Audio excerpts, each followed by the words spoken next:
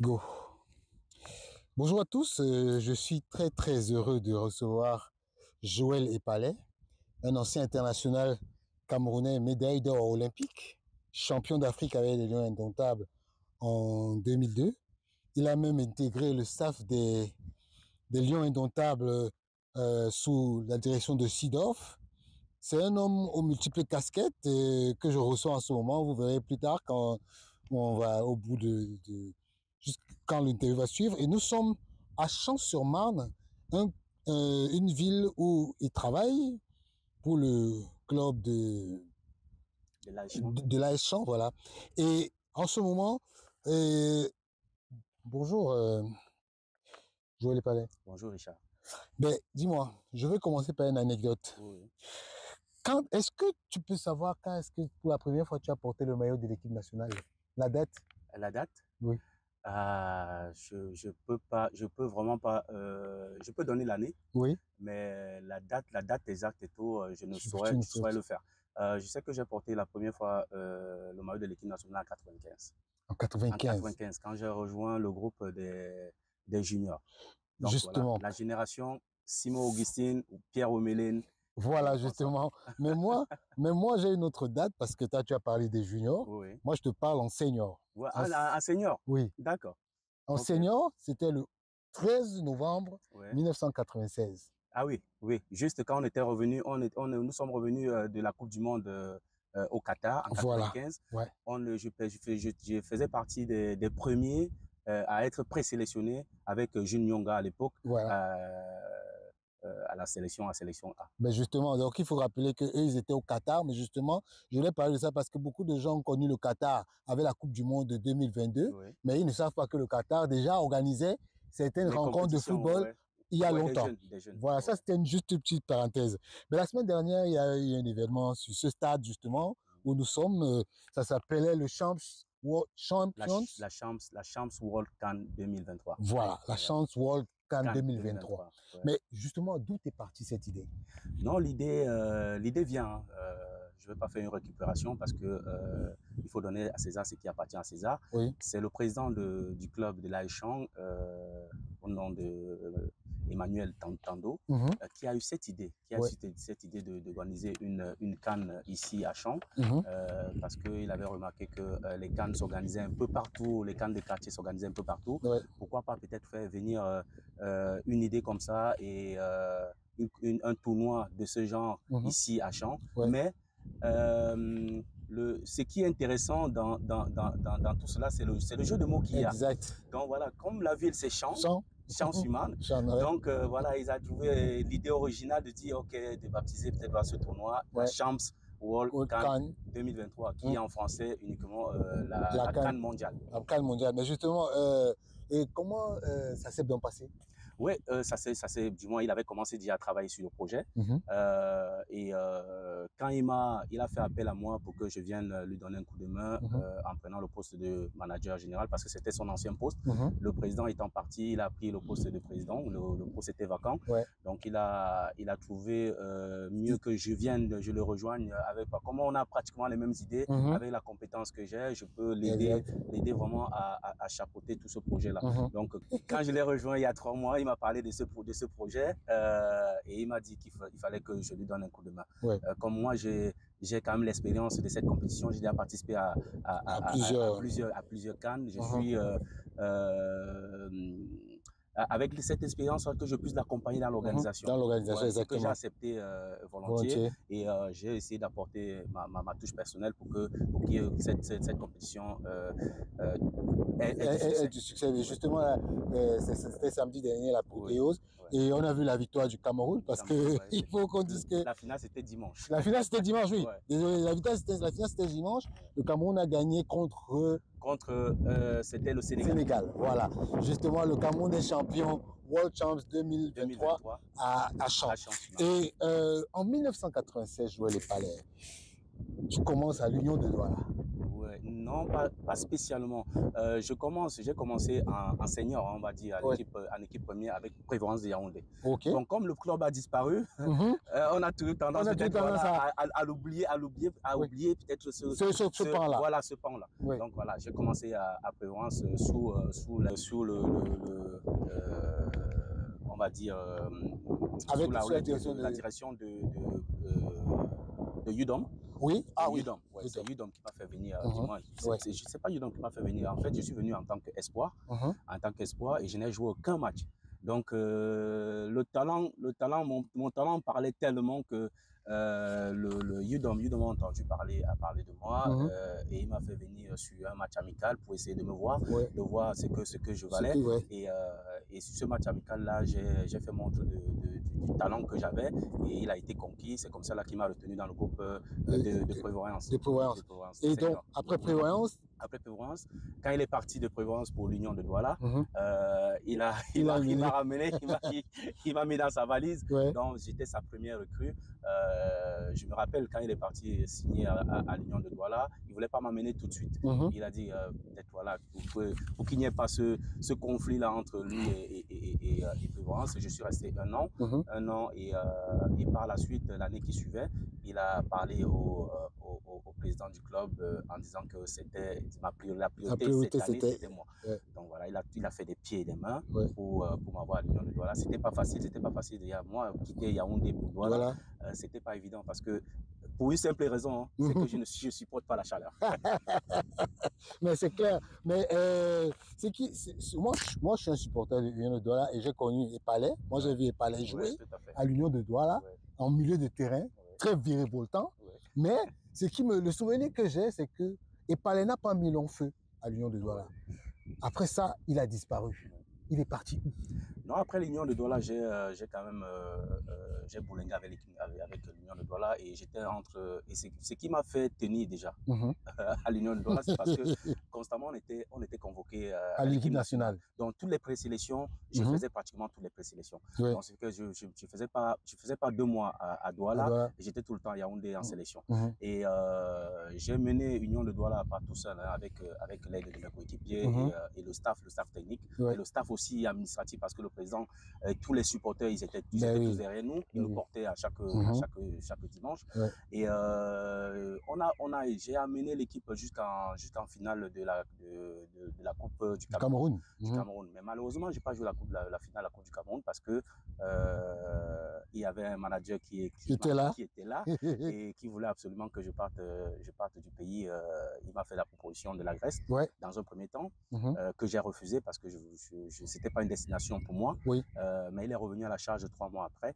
Donc, voyant que tous mes coéquipiers étaient déjà partis, les Pierre Wemelen, les Jérémy Ditap, tous étaient partis, j'ai dit, il ne faut pas que je loupe cette occasion-là. Et surtout que le projet qui m'a vendu, c'est que Panathinaikos, où j'allais faire les tests, jouait la Champions League. Donc, voilà. Mais justement, comme la Grèce, justement, qui est considérée comme un championnat exotique, mais est-ce que normalement, toi, en tant que quelqu'un qui n'a pas voulu dès le départ aller là-bas, tu peux conseiller à un joueur qui commence d'aller jouer en Grèce? Tout dépend. Si le gamin commence au Cameroun et qui n'a pas plusieurs opportunités, ça peut être un tremplin pour le gamin. Moi, au départ, quand je suis parti en Grèce, moi, je me disais que je partais maximum, c'était pour 2 ans. Donc, c'était un tremplin. Il fallait que je prouve là-bas en Grèce et tout pour que j'aille dans un championnat beaucoup plus huppé que la Grèce. Mais malheureusement, je suis arrivé, il y a eu certains aléas, beaucoup de choses se sont passées. Et j'ai apprécié tout le cadre. Il fallait recommencer à zéro, pouvoir encore refaire mes preuves et tout, ce que j'ai fait pendant pratiquement 8 ans. Et je peux dire que la Grèce est devenue ma deuxième patrie, on va dire, parce que j'ai été adopté là-bas. Ça s'est super bien passé. Et ce que je peux conseiller aux gamins, s'ils n'ont pas de choix assez large, de propositions assez larges dans des pays peut-être beaucoup plus huppés, pour pouvoir peut-être démontrer leur talent, la Grèce peut aussi faire partie voilà, d'une opportunité qu'ils peuvent saisir. Et quitte à eux maintenant de faire le travail qu'il faut pour pouvoir quitter et aller dans des bons championnats. Je prends justement l'actualité. Aujourd'hui, on voit beaucoup de joueurs, de grands joueurs hein, qui ont encore la place dans les clubs européens, aller vers un championnat qu'on dit aussi exotique qui est l'Arabie Saoudite. Ouais, mais de plus en plus. Mais est-ce que, en tant qu'ancien footballeur, tu ne vois pas que l'Arabie Saoudite est en train d'arriver à un niveau où il faut déjà peur à l'Europe? Oui, je crois, avec tous ceux qui sont en train de mettre comme moyen et tout, c'est normal que les Européens commencent à avoir peur. Parce que quand tu arrives à débaucher un Cristiano Ronaldo, tu arrives peut-être à ramener un Benzema et tous les joueurs qui suivent là, Kalidou Koulibaly. Franchement, ça peut faire peur. Si c'est qu'ils s'arrêtaient uniquement à Benzema et à Cristiano Ronaldo, on se dirait que voilà, c'est juste voilà, un coin de retraite et tout pour eux, qu'ils aillent finir leur fin de carrière, prendre un peu d'argent pour pouvoir peut-être voilà, essayer de préparer l'après-carrière. Mais bon, on voit au jour d'aujourd'hui qu'il y a des joueurs de moins de 30 ans qui y vont. Ça veut dire que quelque part, ils ont des ambitions. Il y a des ambitions et il y a de quoi avoir fait peur aux équipes européennes. Mais justement, Joël, pour sortir un peu de là, le premier jour où tu es arrivé à l'équipe nationale, en 1996, comment tu étais, quelle était l'ambiance? Parce que je suppose que tu as mis beaucoup de temps dans cette équipe et parce que la majorité des gens ont découvert Joël Epalé dans les années 2000, 2002, 2000 et ensuite, ainsi de suite. Mais est-ce que en 1996, jeune que tu arrivais, l'ambiance comment était l'ambiance? Non, l'ambiance c'était une ambiance formidable, quoi. Parce que à l'époque on avait des grands frères qui savaient nous accueillir et nous encadrer aussi. Je suis arrivé à l'équipe nationale et la chance que j'ai eue en arrivant à l'équipe nationale, c'est que je ne suis pas arrivé tout seul. Je suis arrivé avec pratiquement 6 joueurs de ma génération. J'ai été appelé avec Wemé, Jérémy Litap, Django, Simo, etc. Donc on se connaissait déjà. Donc c'est que l'intégration a été plus ou moins facile pour nous. Mais il fallait, à l'époque et tout, on était content d'être à l'équipe nationale. Non seulement à l'équipe nationale, mais d'être à côté de nos grands frères qu'on voyait à la télé, qu'on idolâtrait, quoi. Et qui, par exemple? Oui, il y avait les Paul Fédé, les Omambi qui sont arrivés, les Koundé, mais les Joël, Joseph Antoine Bell, ils étaient encore là? Non, ils étaient les Songo étaient encore là. Donc voilà, c'était des monuments avec les Rigobert-Song, les Marc-Vivien Fouet, etc. C'était tous ces joueurs-là qui nous faisaient rêver. Mais justement, en 2000, vous êtes champion olympique avec le Cameroun au Nigeria. Comment ça s'est passé, la CAN 2000, où vous avez gagné à Surulere? Est-ce qu'aujourd'hui, tu peux nous raconter quelle était l'ambiance du groupe? Non, je vais à 2000. Par contre, en 2000, à la CAN 2000, j'y n'étais pas. Tu n'étais pas en oui, tu n'étais pas en CAN 2000? À la CAN de 2002. Oui, non, parce qu'en 2000, je pense 2000, tu n'avais pas été appelé. Tu n'avais pas été appelé, tu n'étais pas à l'épopée. Mais justement, je voulais parler de 2002 au Mali. Oui, au Mali. C'est au Mali que tu étais là parce que je me suis un peu emballé. Voilà, parce que je sais qu'en 2000, c'était les Jeux Olympiques. Les Jeux Olympiques. Voilà, c'est des Jeux Olympiques dont je voulais parler. Justement, l'ambiance aux Jeux Olympiques, parce que tout à l'heure, tu as parlé des joueurs de la génération 95 là. Mais justement, cette génération, vous retrouvez en 2000 aux Jeux Olympiques. Mais on a l'impression que vous vous connaissiez il y a 30 ans, 40 ans. Oui. Non, mais Richard, ce que tu dois comprendre et ce que les Camerounais et les téléspectateurs doivent comprendre, c'est que à l'époque, il y avait une très très bonne formation au Cameroun. Et on a eu des bons éducateurs qui nous ont accompagnés avec de très bonnes structures comme l'école de brasserie. Et moi d'ailleurs même, je n'ai même pas fait l'école de brasserie, c'est parce que je n'ai pas eu à jouer la Coupe d'Europe. On avait des supports qui nous permettaient justement de passer par là pour pouvoir rejoindre les académies. Et c'était gratuit à l'époque, ce qui n'est pas le cas aujourd'hui. Donc, ce fait qu'on prenait les talents. Aujourd'hui, le football, voilà, jeune est en perte de vitesse parce que il y a eu cette multiplication des centres de formation qui sont qui sont payants. Qui ne sont pas agréés même. Voilà, et qui sont payants. Et du coup, la formation est un peu biaisée. Donc voilà, ça c'était une parenthèse. On a eu quand même une très très bonne formation à la base. Ce qui fait que avec ceux qui ont eu la chance de passer par les brasseries, ils ont pu accroître leur niveau. Exact. Et quand on se retrouve en équipe nationale, on se connaît tous. À partir de 95, il y a la Coupe d'Afrique qu'on rapporte au Nigeria. Ensuite, on va à la Coupe du Monde au Qatar, où on va quand même jusqu'en quart de finale. On est éliminé par le détenteur du titre, l'Argentine.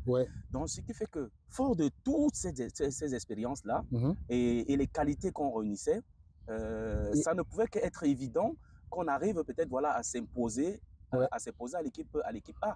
Et ça allait de soi que du moment où on arrive peut-être avec plusieurs joueurs d'une même génération qui se connaissent et qu'on arrive et qu'il y a un coach qui parvient peut-être à conjuguer entre l'arrivée des jeunes et des anciens. Et les anciens qui nous ont aussi acceptés, parce qu'il ne faut pas l'oublier. Si ces anciens, si on a pu être performants, c'est parce que ces anciens nous ont acceptés. Ils nous ont accueillis.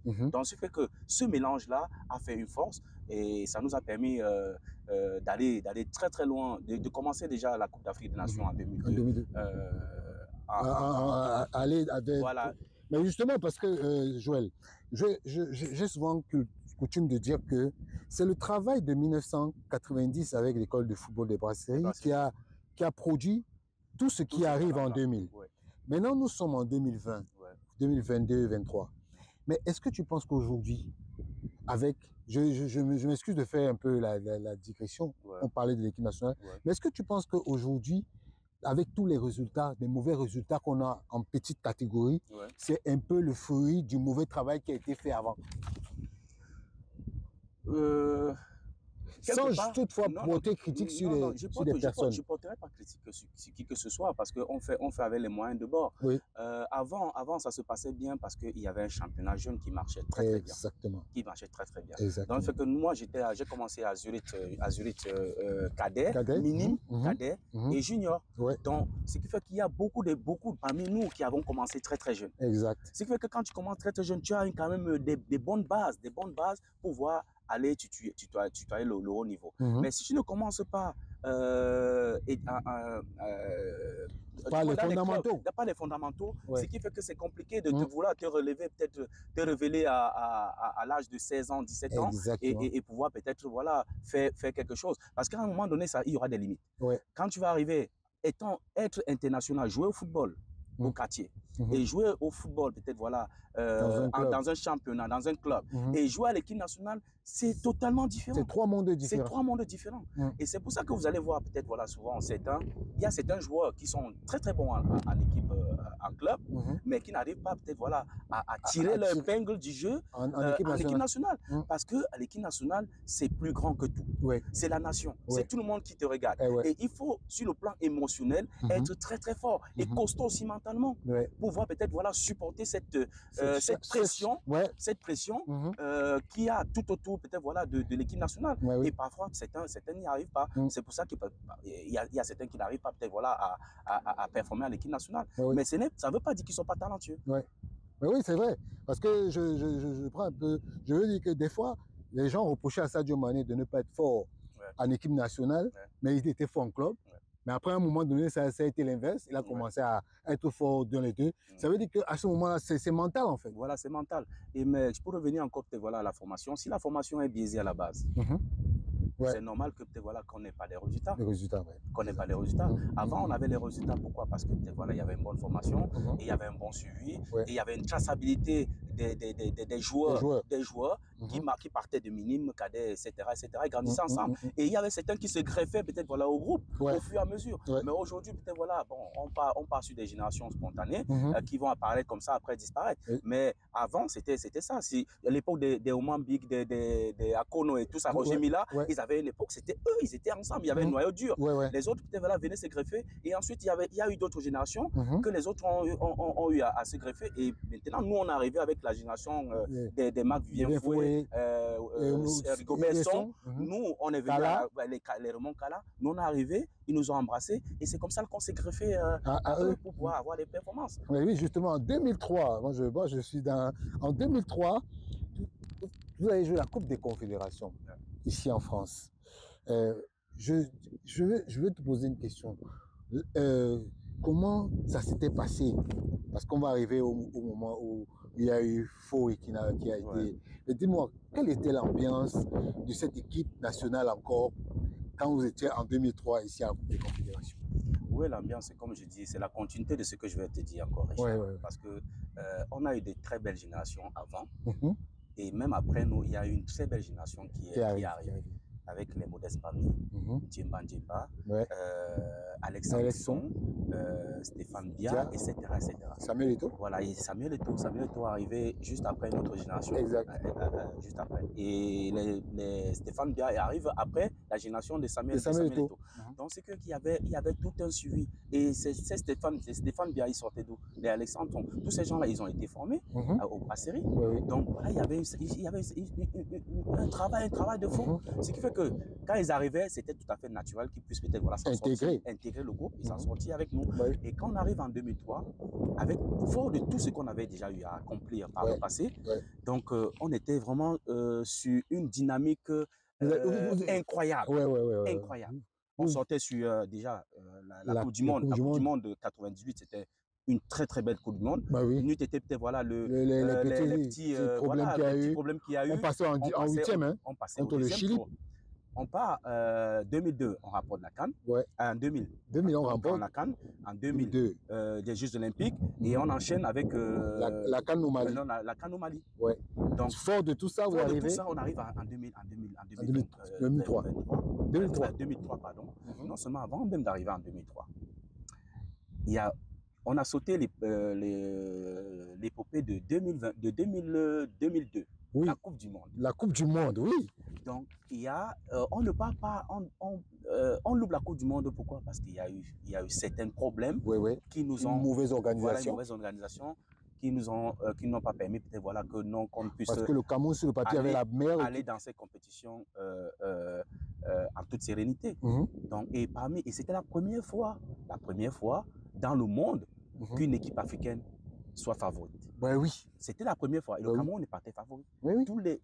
Tous les matchs amicaux qu'on avait joués, on les gagnait. Et je me souviens encore du 2-2 contre l'Allemagne. Voilà. Et on arrive même, malgré tout ce tumulte-là ici à Paris, on arrive quand même en étant fatigué. On arrive le lendemain sans se reposer, sans bien dormir. On joue contre l'Angleterre, match amical, et on fait 1-1 contre l'Angleterre qui était déjà là-bas une semaine avant. Waouh, c'est pas vrai. Voilà. Donc voilà, après le décalage, ce qui a abouti à ce que tout le monde connaît. Donc ça, c'était juste une parenthèse. On arrive en 2003. Fort de toutes ces expériences-là, on arrive à maturité quand même. À maturité. Exact. Donc on avait peur de rien. Mais oui. Donc on pouvait regarder tout le monde dans les yeux. Même l'équipe de France, on n'avait pas peur. Même le Brésil, on n'avait pas peur. Je me souviens du Brésil. Le Cameroun avait gagné le Brésil dans cette Coupe des Confédérations. C'est un super but de Samuel Eto'o. Mais oui, justement. Mais ce qui a été le point d'achoppement, c'est vrai que nous, on est parti en finale contre la France. On laisse passer toutes les émotions, mais il y a gâché la fête. Il y a un truc qui a gâché l'émotion. Cette semaine, on a vu la semaine dernière, je crois, on a eu le truc avec Marc Vivien Foué. Comment ce jour-là tu étais? Comment tu étais ce jour-là? Tu étais où ce jour-là? Quand ça s'est produit, Marc Vivien Foué s'est écroulé au milieu de terrain. Moi, j'étais à l'échauffement. J'étais à l'échauffement juste à l'entrée, au tunnel où les entrées et les sorties des joueurs. J'étais à l'échauffement à ce niveau-là. Je ne sais plus avec qui je m'échauffais.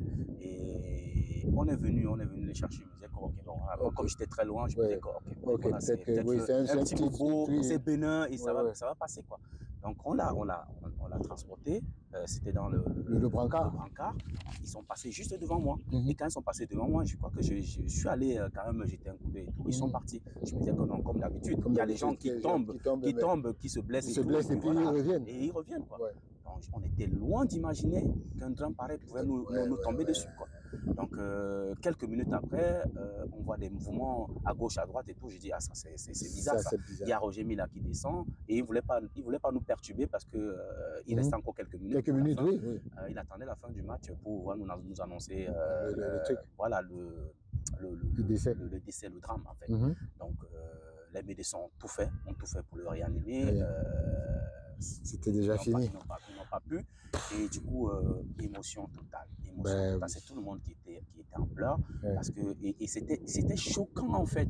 Parce que tu t'imagines, tu es à la veille avec quelqu'un, même le même jour, tu es avec lui. Et dans le vestiaire, il te dit que ici, là, il faut qu'on gagne le match, même si tu as mouru sur le terrain, dans le vestiaire. Il te dit ça. Donc voilà, et quelques minutes après, tu entends que tu te prends un truc comme ça là au visage, on n'en revenait pas. Donc ça a choqué tout le monde. Après, nous-mêmes, on n'était même pas sur le plan émotionnel. On n'était plus dans la compétition. On n'était plus dans la compétition, on n'était même pas prêt à jouer. Mais après, vous connaissez la FIFA, etc. Nous, c'était peut-être l'intervention, malgré même le fait que la FIFA ait insisté, nous, c'était l'intervention de Marie-Louise, la femme de Fouet. De Marie-Louise Fouet, on n'aurait pas joué. C'est elle qui est venue, elle a dit que non, si son mari est tombé, il faut qu'on se batte pour lui. Donc c'est comme ça, là, c'est ça qui nous a un peu donné un peu de force pour fouler le terrain le jour de la finale. Mais justement, quelle était ta relation avec Marc-Vivien Foé? Une très très bonne relation. Marc-Vivien Foé, c'est quelqu'un qui ne parle pas beaucoup, à peu près comme moi, un peu timide, un peu réservé, mais c'est quelqu'un qui aimait être entouré et qui aimait des gens respectueux. Donc ce qui fait que avec lui, ça se passait super bien. Et je me rappelle même une fois, il y a je vais raconter une anecdote et tout comme ça, là, vite fait. On devait partir à un tournoi aux États-Unis, non, c'était au Brésil, avec des Péreux. Avec des Péreux, on a sorti, je crois qu'on a sorti une liste comme ça. Moi, je faisais partie de cette liste. Tu arrives peut-être voilà, à l'aéroport, tu te rends compte que peut-être voilà, la liste, mon nom disparaît de cette liste-là. C'est pas vrai. Et sans toutefois comprendre et tout, des Péreux qui étaient déjà allés dans... Il engageait la passerelle pour entrer dans l'avion et tout. Il a appris cette nouvelle, il est revenu parce que Marc-Vivien Foé l'a interpellé en disant que non, mais c'est pas normal et tout. Parce que moi, je faisais partie à l'époque et tout, je faisais partie quand même des gens, des potentiels titulaires. Il a appelé, il dit que non, c'est pas normal que mon nom ne figure pas. Donc c'est comme ça là qu'il interpelle. Il me dit, t'inquiète pas, on va arranger ça. Il est parti, il a interpellé des Péreux est venu, il a arrangé la situation et c'est comme ça là que j'ai voyagé. Donc voilà, c'est un grand fait que j'admirais beaucoup. Et si il y a eu beaucoup d'accalmie et de changements de manière positive. Et cette transition-là où peut-être, voilà, on ne vous maltraitait pas? Pas qu'on nous maltraitait pas, qu'on nous... chiffonnait pas? Non, ça dit que nous donner peut-être, voilà, comment je vais dire, de l'importance, c'est-à-dire qu'à notre juste valeur. Donc c'est lui, c'est l'une des personnes qui a contribué à ce que peut-être, voilà, qu'on nous valorise, en fait, qu'on ne puisse pas voyager dans certaines conditions, etc. Donc voilà, et la dernière des choses que je veux dire, c'est que c'est quelqu'un qui, quand il était à l'équipe nationale, à chaque fois qu'il venait au Cameroun, c'est que voilà, il y avait le repas qu'on nous réservait, pour tous les joueurs, mais lui, on lui ramenait quand même les mets du pays, quoi. tous les soirs dans sa chambre. Et comme je savais, peut-être parfois il nous appelait dans sa chambre, il y a quelque chose. C'est comme ça que je venais dans la chambre et tout, je partageais ces petits mets avec lui. Ça, c'est très et dernièrement, on a été invités. J'ai rassemblé tous les anciens à Lens, j'ai rassemblé tous les anciens Lions pour qu'on aille lui rendre hommage. Et surtout, je suis parti parce que c'était une personne qu'il faut vraiment magnifier. Parce que il y a quelqu'un qui est à Lens, qui est Angilbert, je ne connais pas son nom Angilbert. Il a rendu hommage depuis le décès de Marc-Vivien Foé, il n'a jamais sauté une année. Pendant 19 ans d'affilée. Et c'était l'anniversaire, les 20 ans. Il m'a appelé et j'ai été vraiment touché par rapport à ça. J'ai rassemblé tous les anciens Lions, nous sommes allés, on a fait ce qu'il fallait faire et on nous sommes rentrés. J'ai vu les images, c'était magnifique. J'ai vu, il y avait un petit truc où on avait écrit Aléfo et... Ouais, Aléfo, oui, c'est le chemin, c'est C'est à le chemin. Géran. Non, c'est le stade à Bolat. Abolat. À Bolat et tout. Ils ont créé un chemin uniquement juste en dehors du stade. Un chemin, ils ont baptisé ça chemin aller. les chemins aller Justement, on revient un peu à toi. En 2004, tu es champion de Grèce avec le Pana. Ouais. Comment? C'est-à-dire que pendant que je faisais mes recherches, je me suis rendu compte que Epalé a vécu 5 ans de gloire. Ouais, partant de 2000, bon, 2000 les Jeux Olympiques, 2002, 2003, il a failli avec le Cameroun. En 2004 encore, il est champion de Grèce avec le Panathinaikos. Champion et vainqueur de coupe. Oui, justement, on a fait le championnat et coupe cette même année-là. Et justement, le Pana, comme on l'appelle, c'est le club le club mythique de la Grèce. Mais dis-moi un peu, quelle est l'ambiance là-bas par rapport au championnat européen? Parce qu'on a toujours dit que l'ambiance au Pana est... Le jour où vous avez gagné la finale, et le jour où vous avez gagné le championnat, quelle était l'ambiance? C'est particulier. Là-bas en Grèce et la Turquie, c'est particulier. Parce que c'est un championnat, on va dire, à 2 vitesses. Oui. Ici, comme ici, peut-être voilà en France, vous avez le chapeau de tête et tout, avec les Marseille, PSG, etc. Exact. Mais sauf qu'en Grèce, là-bas, il y avait 2 équipes qui essayaient, qui coiffaient tout. Il y a le Panathinaikos et l'Olympiakos. Et ces 2 équipes-là ont des fans incroyables. Incroyables. Et une ambiance incroyable là-bas. Et quand il y a le derby Olympiakos-Panathinaikos, ou vice-versa, mais tu rentres dans le stade, même ça dit qu'on te met l'ambiance déjà une semaine avant. Ah ça? Une semaine avant. J'avais un ami qui jouait à l'Olympiakos, mais je n'étais pas autorisé de le rencontrer même avant, une semaine avant le match, oui.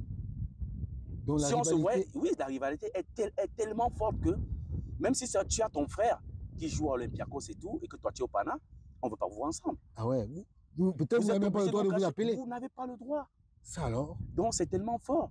Il y a une telle ambiance que il n'y a pas de pareil ici là peut-être voilà en France. Donc la pression est énorme. La pression est énorme. C'est des gens qui aiment le football, réellement le football. Donc c'est des fanatiques. Ici bon il y a les gens qui vont au stade et tout, l'équipe perd, l'équipe gagne et tout. Ok ça va, c'est pas grave. On va aller peut-être au prochain match. Mais là-bas chez eux c'est pas ça. Donc et c'est là où j'ai encore plus développé mon fighting spirit.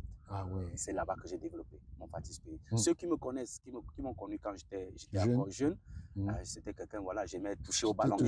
Mais quand je suis arrivé en Grèce et tout, j'ai changé ma façon de jouer. Parce qu'il fallait faire plaisir aux fans. Il fallait tout de suite aller à l'essentiel, c'est le résultat. Et la concurrence était rude. Donc, pour avoir sa place, il fallait savoir défendre, il fallait savoir attaquer, il fallait savoir marquer les buts. Donc, c'est comme ça là que je me suis en sorti. Je suis arrivé au Pana la première année où ils étaient quand même ils étaient de très longues années de passage de vide. Ils n'avaient pas gagné de championnat dit de coupe parce qu'Olympiakos avait pris le lead. Et la première année, on est venu avec des jeunes, des très très bons jeunes, et on a tout cassé. On a tout cassé. Mais oui, mais tu as joué à l'époque, tu avais joué avec Djibril Cissé, non? Non, Djibril Cissé, il est venu après. Mais justement, moi j'ai une petite anecdote que je vais te raconter. Moi, un jour, ma femme regardait les matchs de l'équipe nationale. Elle a vu Koundé Malone. Elle dit, mais c'est pas Epalé là-bas? Je me suis réincarné. Justement, je lui ai dit, mais toi c'est quoi? Tu fumes ou quoi? Joël Epalé, il a terminé sa carrière. Il y a beaucoup qui me demandent si c'est mon petit frère ou pas. Mais justement. Mais aujourd'hui, quand maintenant tu es au niveau au domaine de l'entraînement, tu entraînes ici. Dis-moi, comment tu as réussi ta reconversion? Elle est toute simple. Quand je pars de l'Allemagne, après la Grèce, après beaucoup d'années en Grèce et tout, j'ai signé à Bochum en première division. Oui, à Bochum, en Allemagne. En Allemagne, j'ai fait 4 années formidables là-bas. J'ai été apprécié par tout le monde, même les fans. Tu parles bien l'allemand? Non, par contre, non. Le défaut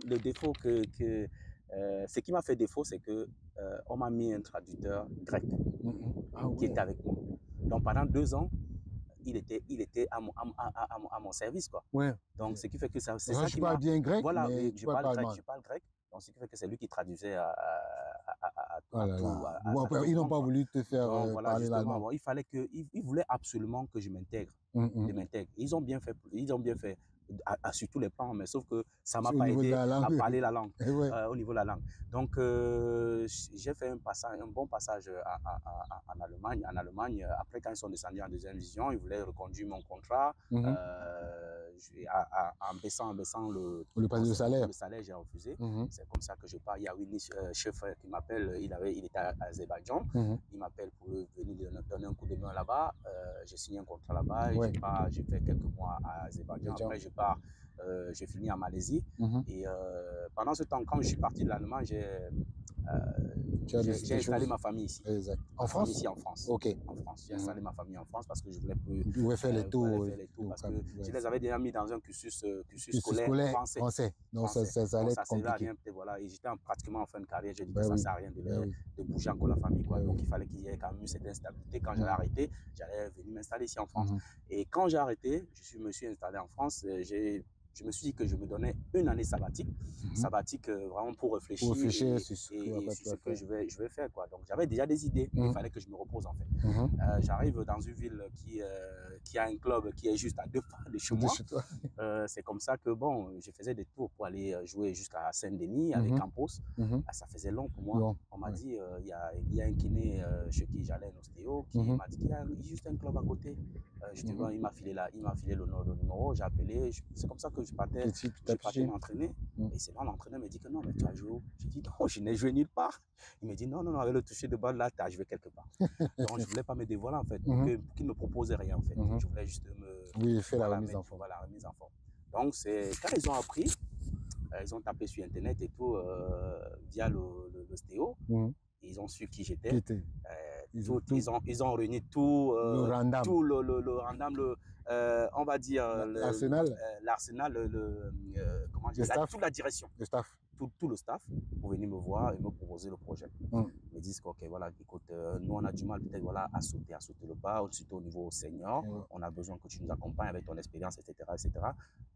Bon, j'ai quand même pris quand même quelques semaines de réflexion et c'est que j'ai accepté quoi. Donc, et quand tu acceptes un projet comme ça là, forcément il faut passer des diplômes. Donc pour pouvoir être crédible et parce qu'on a des idées. En fait, on a des idées. On a connu beaucoup d'entraîneurs. On a des idées, mais pour pouvoir bien structurer ces idées-là, il faut passer des formations. Et c'est ce que moi, le message que je passe à tout le monde, que ce n'est pas parce qu'on a joué au football qu'on a quand même peut-être voilà, je sais pas, qu'on est légitime ou bien on a les capacités peut-être voilà d'entraîner. Il faut passer les formations. Ce que j'ai fait, j'ai passé toutes les formations. J'ai commencé bas parce qu'il fallait, si j'attendais faire passer le BEF, l'UFAA, il me fallait attendre un an. Et je ne pouvais pas attendre. Donc j'ai préféré passer tous les diplômes, les premiers diplômes, avant de prendre le truc. Et ça s'est super bien passé. J'ai pris l'équipe, j'ai fait 4 montées d'affilée. J'ai parti du plus haut niveau départemental au plus haut niveau régional. Voilà. J'arrive là-bas. Quand j'arrive là-bas, on m'avait donné un projet sur 7 ans. Je l'ai fait en 4 ans. Ah oui. Et là, le président m'a dit, écoute, tu sais comment ça se passe ici en Europe. Quand tu arrives au plus haut niveau régional et tout, quand tu montes national, ça devient compliqué parce qu'il y a la réglementation qui pousse les communes à pouvoir peut-être voilà, se mettre aux normes. Et aussi les dépenses annexes aussi, il faut voyager, etc., payer les joueurs. L'équipe ne pouvait pas, la commune ne pouvait pas les accompagner. Donc, ce qu'ils m'ont dit, écoute, tu as fait le job, reste, essaye de te stabiliser à ce niveau-là. On verra, on va aller chercher les fonds. Dès qu'on aura les fonds, on va repartir sur un autre projet. Donc voilà, c'est comme ça que j'ai embrassé l'équipe nationale. L'entraînement, grâce à Val d'Europe et tout. Et à chaque fois que j'ai l'occasion, je ne vais pas manquer de le souligner. Quoi. Mais justement, parce que quand on voit Joël Epalé, on voit le produit qu'il est devenu, on ne se rend pas compte du travail qui a été fait depuis. Mais comme tu as donné un conseil aux jeunes, mais justement, quand tu regardes le président de la FECAFOOT, Samuel Eto'o, c'est-à-dire que, est-ce que tu penses que sa reconversion en tant que président de la fédération, parce que moi je parle de ça en tant que reconversion, parce qu'il est quitté de footballeur, il a arrêté il y a peut-être 2 ans, 3 ans, et après il est peu resté là, il a regardé, et après boum, il s'est présenté. Maintenant, toi, en tant qu'ancien joueur, ancien coéquipier, comment tu vois la gestion de la fédération par ton ancien coéquipier Samuel Eto'o? Ouais, moi, je ne peux pas juger sa gestion puisque je ne suis pas à l'intérieur. Je ne suis pas à l'intérieur. Je fais que je vois comme tout le monde. Comme tout le monde. J'apprécie comme tout le monde. Moi, je dirais, comme je l'ai dit, j'ai saisi une occasion. Pour que je sois entraîneur aujourd'hui, j'ai saisi une occasion. Exact. Il y a une occasion qui s'est présentée, j'ai saisi. Mais j'ai fait ce qu'il fallait pouvoir être, peut-être, voilà, pour que je me donne les moyens et les chances de réussir. Donc maintenant, s'il y a une occasion qui s'est présentée, il a saisi, c'est à lui de se donner les moyens pour pouvoir peut-être réussir. Est-ce qu'il le fait? Je n'en sais rien. Je n'en sais rien. Maintenant, la gestion, je ne suis pas à l'intérieur pour... tu peux pas juger. Je ne peux pas juger, sincèrement. Donc voilà, je suis à l'extérieur, j'apprécie. L'équipe nationale, je suis amoureux à fond de l'équipe nationale. Quand l'équipe nationale, quel que soit, même si c'est les pupilles, même si c'est les féminines qui jouent, je suis à fond derrière. Dès que j'ai l'occasion, je regarde le match. Donc voilà, j'encourage tout simplement. Et tout ce que je peux souhaiter à Samuel, parce que c'est quelqu'un qui a tutoyé le très très haut niveau. Et il a les armes pour pouvoir aussi relever ce football camerounais là. Maintenant, est-ce que il a fait ce qu'il fallait pour pouvoir réussir dans cette mission-là? Est-ce qu'il a entouré des gens compétents pour pouvoir réussir à cette mission-là? Là, je n'ai pas ces compétences à pouvoir les juger. Mais justement, tu sais qu'il y a, la semaine dernière, il y a la création de l'Association nationale des footballeurs du Cameroun, conduite par Lucien Métomo. Et sa mission première, c'est la reconversion des footballeurs. Qu'est-ce que tu penses de ça? Oui, mais c'est ce que nous, on a besoin. On a tous besoin. Et c'est ce qu'à chaque fois que j'ai l'occasion, je ne cesserai de le dire. Il faut la reconversion se prépare. Même si on n'a pas eu le temps de préparer sa reconversion, à un moment donné, il faut prendre un peu de recul pour pouvoir peut-être jauger un peu ses capacités et se donner les moyens, peut-être, voilà, d'aller soit se former, soit faire quelque chose, peut-être, voilà, qui va t'amener peut-être à continuer à vivre, parce qu'il y a une famille qui est derrière, que tu dois continuer à nourrir. Et nous, on fait un métier où on gagne beaucoup d'argent en étant jeune, et les gens peut-être voilà, se posent des questions, on donne beaucoup d'argent et tout, mais ils ne savent pas que ce métier-là, c'est sur un très court terme. Un court terme. On est retraité pratiquement à 35 ans. Et avant, il y avait des gens qui étaient retraités à 30 ans. Aujourd'hui, à 27 ans, on te voit déjà plus vieux. Aujourd'hui, parce que les choses ont évolué, la médecine a évolué, on prend soin, les footballeurs se prennent soin aujourd'hui, sont accompagnés par une batterie de personnes qui les accompagnent justement peut-être voilà, pour que non seulement pour éviter les blessures, etc., pour performer, ce qui fait que la retraite, il repousse un peu la retraite un peu plus loin. Il y a certains qui vont jusqu'à 40 ans, ce qui n'était pas le cas avant. Ce qui n'était pas le cas avant. Mais même à 40 ans, tu es retraité à 40 ans, tu as encore combien d'années à vivre? Pas beaucoup, même si tu as eu à gagner de grosses sommes et tout, si tu ne sais pas l'utiliser, si tu ne sais pas bien investir et tout, à un moment donné, ça peut aller. Voilà, ça peut aller. Mais oui. Ça peut aller très très vite. Mais justement parce que Lucien Métomo lui disait que il a vu que même les anciens footballeurs, les anciens comme les Akono qui ont été, il y a un panque social. Parce que la reconversion, c'est bien, mais il faut aussi le côté social. Parce qu'on voit très souvent les anciens footballeurs qui demandent à être soignés, à être... Mais justement, est-ce que une association comme celle-là, tu peux adhérer à cette association? Moi, je ne me ferme pas les portes, en fait. Je ne me ferme aucune porte. Aucune porte. Du moment où je sais ce pourquoi je m'engage. Exact. Et quelles sont les règles? Pourquoi cette association? Quels sont les statuts? Qu'est-ce que les gens les objectifs à atteindre? Est-ce qu'on a les moyens d'atteindre ces objectifs-là? Et tant que peut-être voilà, j'ai les réponses à mes questions, je ne me ferme aucune porte. Voilà. Mais justement, Joël, en dehors du foot, quelles sont tes passions? Qu'est-ce que tu aimes? Tu es un bon vivant? En dehors du foot, qu'est-ce que tu fais? Non, en dehors du foot, j'essaie de la famille? De la famille, c'est important.